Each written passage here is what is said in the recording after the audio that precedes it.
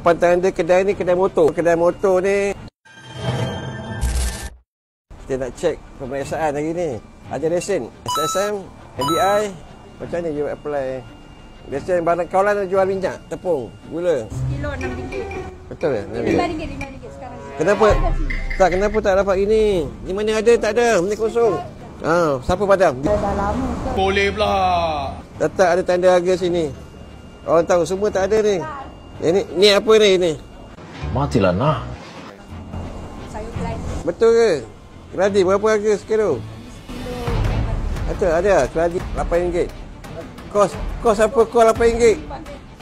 Ini bukan kos ni. You kata keladi. Melayu panggil keladi.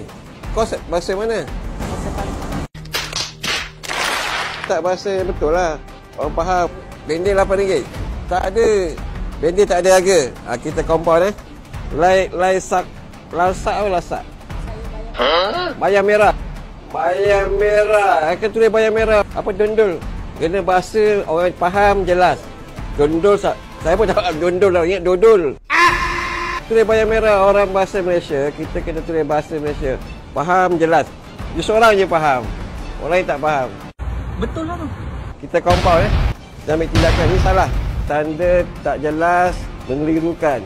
Dia tak banyaknya semua tak ada tanda harga. Kena letak kat sini. Boleh? Kita ambil tindakan Kita compound. Dia pakai motor lah. Papan tanda kedai ni kedai motor. Mana tengok ni motor? Ni gambar kedai motor ni jadi kedai lonceng. SSI pakai compound lah. Kita keluarkan satu compound atas kesalahan RM17,000 dalam permisi papan tanda.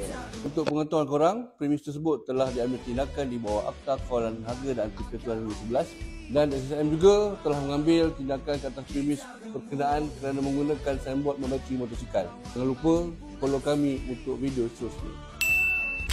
2 tahun kerja. Hari-hari kedai